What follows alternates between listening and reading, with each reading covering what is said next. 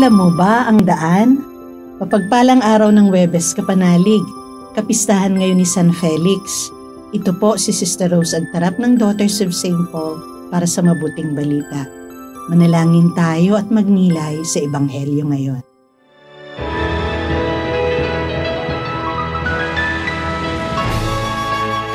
Nang malapit na siya at kita na ang lungsod, iniyakan ito ni Jesus. Kung nalalaman mo lamang, sana sa araw na ito ang daan sa kapayapaan.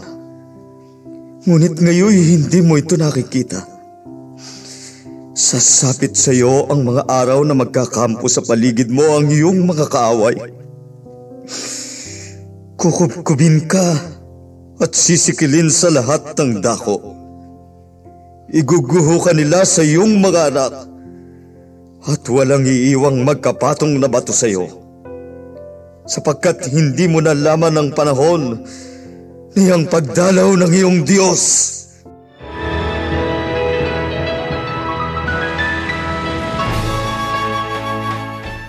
Only seen ka nga, pero di nag-reply. Seen ka niya, pero walang reaksyon. Sa panahon ngayon, one press lang ang kailangan para makita ka ng mundo. Isang swipe, isang like, isang comment.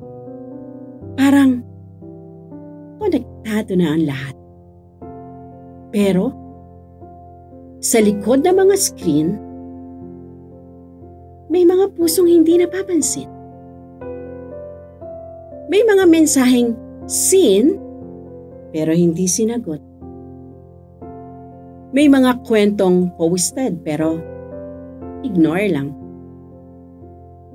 May mga damdaming shared, pero hindi ni-like, hindi appreciated. Sa halip na harapin o makipag-usap, inaalis sa eksena, winawala ang presensya. Kung ganon, noon pa man, naagrabyado na rin pala ng ignore culture ang ating Jesus Maestro. Sa pagtangis niya noon sa Jerusalem, hanggang ngayon, ramdam nila, di ba? Base sa Rappler News, sa pagtaas ng tensyon sa rehiyon ng Israel at mga militanteng grupo sa Gaza. Bagamat hindi sentro ang Jerusalem, malaki ang kanilang takot. Hindi panatag ang loob. Hati ang kanilang lipunan.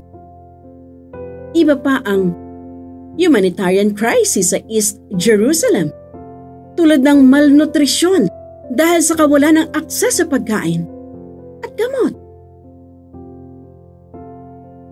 Naggaganap hanggang ngayon ang nakinita ng ating Jesus Maestro. Nangyari dahil hindi sila nakinig, hindi nagbagong buhay. Kaya huwag tayo maging snob sa call ng ating Jesus Maestro na magbago. Kabataan, gising! Mga pamilya, magkaisa sa pagbabago. Lipunan, magpakumbaba at magbalik loob. Huwag nating palampasin sa kabilang tenga ang narinig natin sa Kanya. Kung na-receive mo ang message ng ating Jesus Maestro para magbago loob, mag-reply, mag-respond. Huwag natin sayangin. Baka balang araw, tayo ang masayang. Mga kapanalig, maraming salamat po sa inyong suporta sa aming misyon, lalo na sa mga donors at sponsors ng mabuting balita.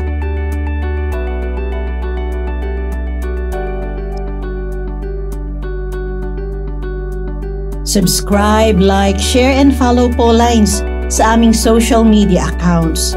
At patuloy kaming humihingi ng inyong tulong upang maipagpatuloy ang programang ito. Maaari po ninyong ipadala ang inyong love offerings at donasyon sa aming donations channels. Makakaasa kayo na kasamang lagi ang inyong mga intensyon at kahilingan sa aming panalangin araw-araw. Ito pong muli si Sister Rose na nag-aanyaya sa inyong manalangin para sa mga minamahal nating pumanaw. Pagkalooban mo sila, Panginoon, ng pagkahimlay na walang hanggan at mamulat nawa sila sa kaliwanagang walang katapusan. Naway magpahinga sila sa kapayapaan. Amen. We are here to provide a new way of communicating and proclaiming the gospel.